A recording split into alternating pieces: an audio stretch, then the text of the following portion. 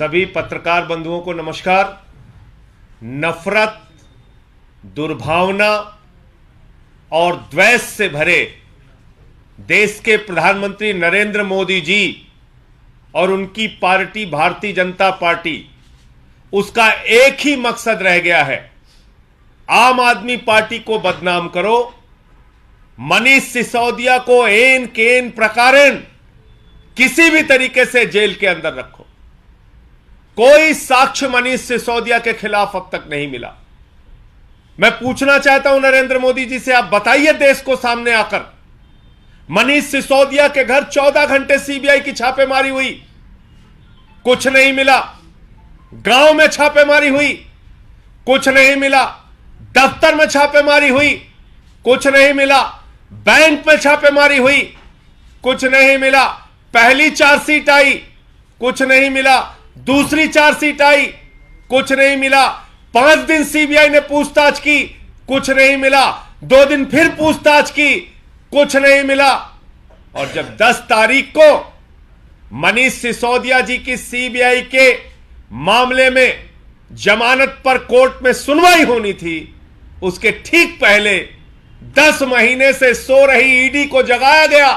जागो जागो, अरे कुछ तो करो, कैसे ये बाहर आ जाएगा। ठीक जमानत की सुनवाई के 1 दिन पहले ईडी पहुंच जाती है और गिरफ्तार कर लेती है मनीष सिसोदिया जी को।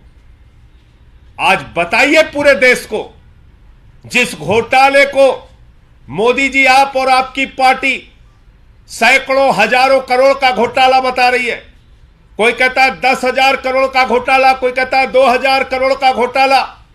इतने छापेमारियों के बाद, पूरी सीबीआई ईडी लगाने के बाद, सारी जांच एजेंसियों की ताकत झोंकने के बाद क्या बरामदगी हुई, आप बताइए।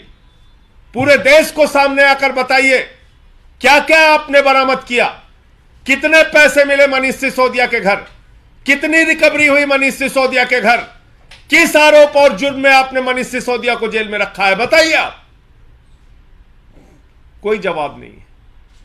जवाब सिर्फ एक है, आम आदमी पार्टी को किसी तरीके से रोको, मनीष सिसोदिया को किसी भी तरीके से जेल में रखो, और जो भ्रष्टाचार के आरोप प्रधानमंत्री नरेंद्र मोदी जी और उनके मित्र के ऊपर लग रहे हैं, उस अडानी के घोटाले से ध्यान भटकाने के लिए भारतीय जनता पार्टी, जो भ्रष्टाचार में सर से पांव तक डूबी हुई है, उस भ्रष्टाचार से ध्यान हटाने के लिए ये रोज नए नए ड्रामे, नई नई कहानियां, नई नई सीबीआई के किस्से, नए नए ईडी के किस्से आ रहे हैं।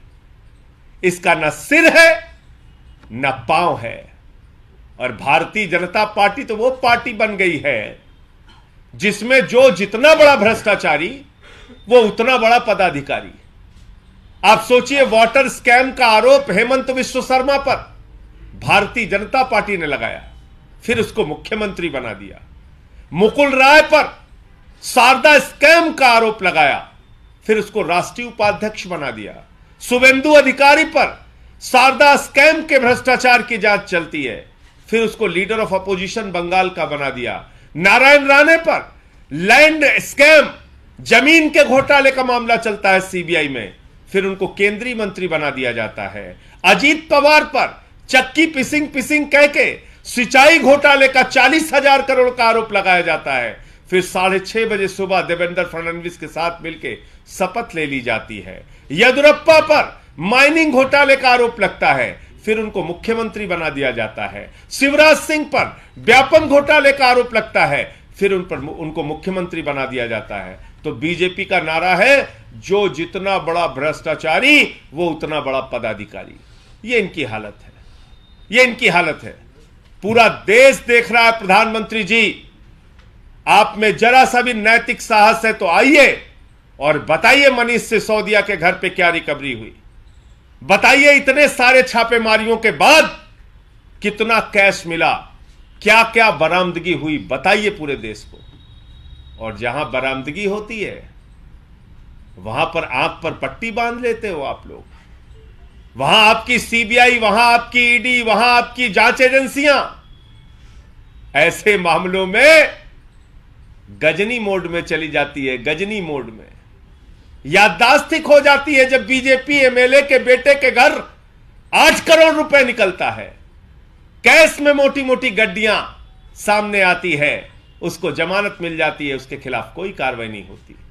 जब अडानी का घोटाला सामने आता है, मॉरिशस में एक पते पर 6 कंपनी खोलकर 42,000 करोड़ रुपए काला धन, उन 6 कंपनियों की आमदनी का जरिया पता नहीं, अडानी की कंपनी में हिंदुस्तान के अंदर 42,000 करोड़ रुपए लगाया जाता है। कोई ईडी, कोई सीबीआई, कोई जांच एजेंसी उस पर कार्रवाई नहीं करती।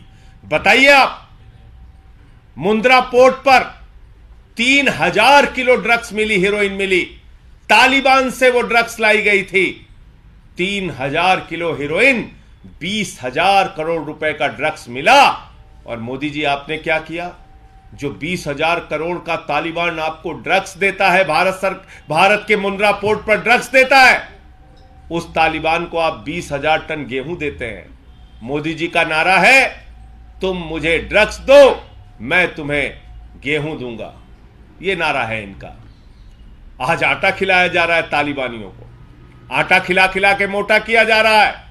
आप मुझे जरा बताइए, भारत के बजट में सैकड़ों करोड़ रुपए मोदी जी दे देते हैं। बताइए आप, ये कौन सी जांच हो रही है?